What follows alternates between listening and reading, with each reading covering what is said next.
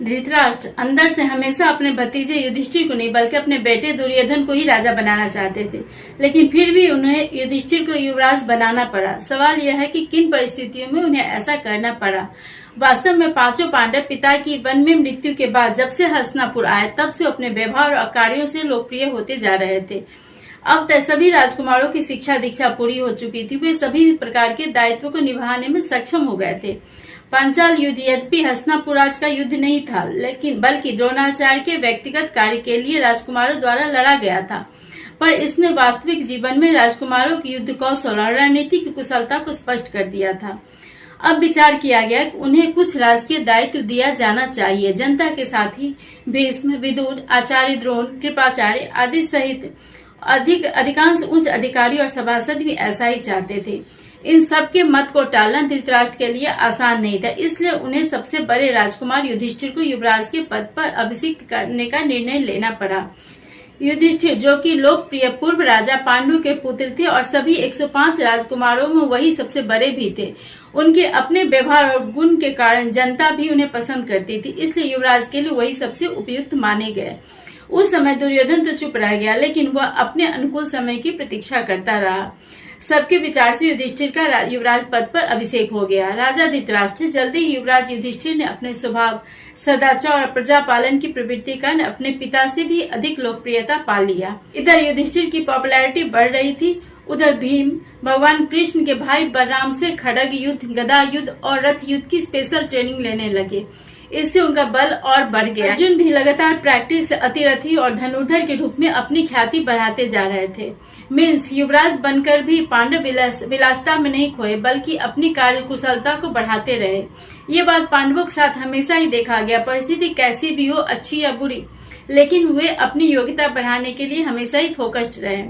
अर्जुन की मेहनत से खुश होकर एक दिन गुरु द्रोणाचार्य ने बातों बातों में अर्जुन की प्रशंसा करते उनसे वचन लिया कि अगर युद्ध भूमि में मैं भी तुम्हारे विरुद्ध लड़ने आऊं तो तुम मेरा सामना करना।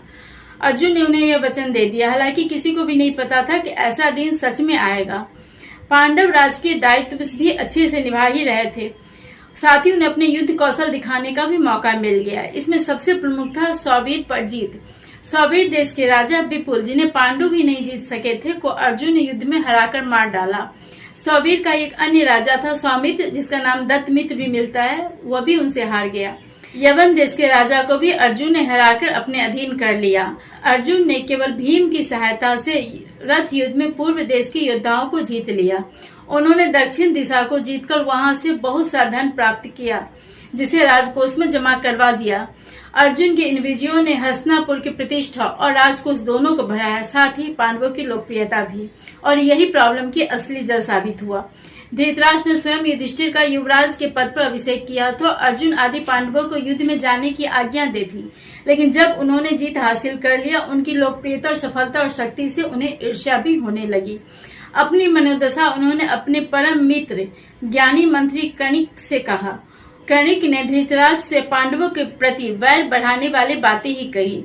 बलवान पांडु के पुत्रों से अपनी रक्षा के लिए सलाह देते हुए उसने कहा कि लोहे का बना हुआ छुरा शान चढ़ाकर तेज किया जाता और चमड़े के संपुट में छिपा कर रखा जाता है तो वह समय आने पर बालों को काट देता। इसी तरह राजा अनुकूल अवसर की अपेक्षा रखकर अपने मनोभावों को छिपाए हुए अनुकूल साधनों का संग्रह करता रहे और छुरे की तरह निर्दय होकर शत्रुओं का समूल नाश कर दे। कणिक की बातों से धृतराष्ट्र की चिंता और बढ़ गई। जो हाल धृतराष्ट्र का था वही दुर्योधन का भी था। पांडु अपनी पत्नियों के साथ जंगल चले गए थे। यह तय हो गया था उन्हें कोई संतान नहीं होगी। इससे दुर्योधन अपने को भविष्य का राजा मान बैठा था, लेकिन अचानक पांडवों के हस्तिनापुर लौटने से उनके मन में पहले से ही क्रोध था। पांडवों की शक्ति ने उसे और बढ़ा दिया। सबसे शक्तिशाली पांडव भाई भीम को विष देकर मारने का उसका प्रयास पहले असफल हो चुका था। तब जब से युधिष्ठिर युवराज बने और पांडवों ने सौवीर और यवनों पर जीत हासिल किया, तब से उनकी लोकप्रियता और भी बढ़ गई थी। यदि पांडव हमेशा अपने ताऊ महाराज धृतराष्ट्र की आज्ञा के अनुसार ही कार्य करते थे और उन्होंने अभी तक ऐसा कोई भी कार्य नहीं किया था जो कौरवों के प्रतिकूल हो, फिर भी उनकी बढ़ती लोकप्रियता ने धृतराष्ट्र ही नहीं बल्कि दुर्योधन के मन में भी ईर्ष्या और चिंता उत्पन्न कर दिया।